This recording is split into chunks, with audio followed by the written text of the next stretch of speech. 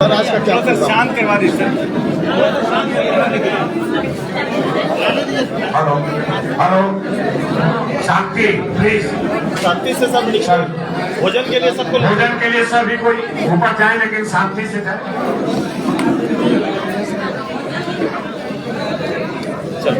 Sir आज क्या हुआ है, सारी बात बताइए। प्रखंड के प्रभारी आए हुए थे यहाँ पर, क्या क्या बातचीत हुई आपको, उनसे क्या आपने आदेश दिया?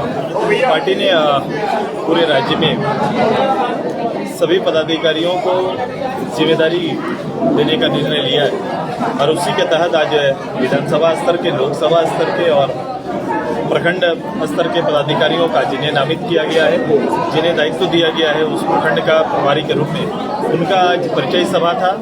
आने वाले समय 2024 पार्लियामेंट और असेंबली के लिए पार्टी का जो स्ट्रक्चर है उसको रेडी करना, तैयार करना और पार्टी को चुनाव के लिए तैयार करने का निर्देश निर्धारित हुआ है। पार्टी के कई तरह के कार्यक्रम है, कई गाइडलाइन है, जिसके बारे में भी अंतरिम रूप से इनको तैयारी करने के लिए कहा है। उनकी ओर से क्या समस्याएं हैं? वो लोग जमीन से जुड़े हुए हैं, क्या कुछ जो सामने देकर ये कनेक्शन को बढ़ाना है लोगों के साथ। एक तो कैडर के साथ कनेक्टिविटी ज्यादा बढ़ानी है और जन संवाद लोगों के बीच में बना रहे, इसके लिए पार्टी को छोटे छोटे कार्यक्रम करने की हिदायत दी गई है। लोकसभा की कितनी सीटों पर तैयारी चल रही है? पार्टी प्रदेश भर में अपने स्ट्रक्चर को बिल्ड करने के लिए चुनावी रूप से पार्टी को संगठित करने और चुनौतियों का सामना करने की तैयारी कर रही है। राज्य के अंदर में चाहे कोई भी इशू हो, ये विषय राज्य के सीधे सबसे नीचे इकाई पंचायत तक, गांव तक पहुंचे, इसकी भी तैयारी पार्टी कर रही है। जनसंवाद के कुछ कार्यक्रम हम भविष्य में पार्टी लेके आ रही है ताकि एक सार्वजनिक रूप से काम करने वाली, एक वेलफेयर काम करने वाली, लोगों के साथ उनके साथ जुड़ के काम करने वाली, उनके इश्यूज को किस रूप से हम लोग नेतृत्व दे पाए, इसके लिए पार्टी ने कार्यक्रम तैयार किया है। प्रत्येक विधानसभा में एक इसको लेकर एक स्ट्रक्चर बनाया जा रहा है जहां पर 10 महिला, 15 पुरुष और 24 घंटा काम करने के लिए 4 प्रोफेशनल लोग।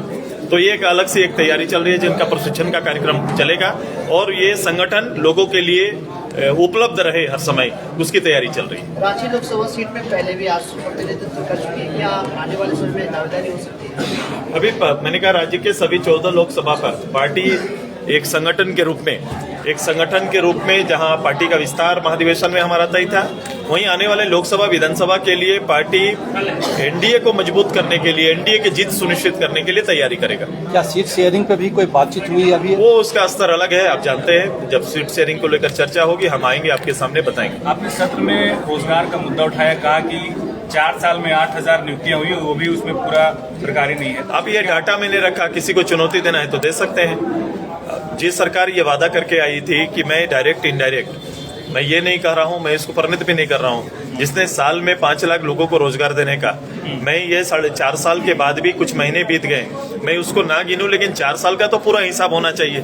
4 साल में 20 लाख नौकरी देने का वादा करके आने वाली सरकार, मैंने कहा कि 10,000 का आंकड़ा पार नहीं कर पाई है, जिसमें आज भी सरकारी जो पद खाली हैं, सृजित पद खाली हैं, वो 2,48,000 पद खाली हैं, जिसपे नियुक्ति केवल मात्र करनी है। सरकार ने वो प्रक्रिया को भी पूरा कर नहीं पाई।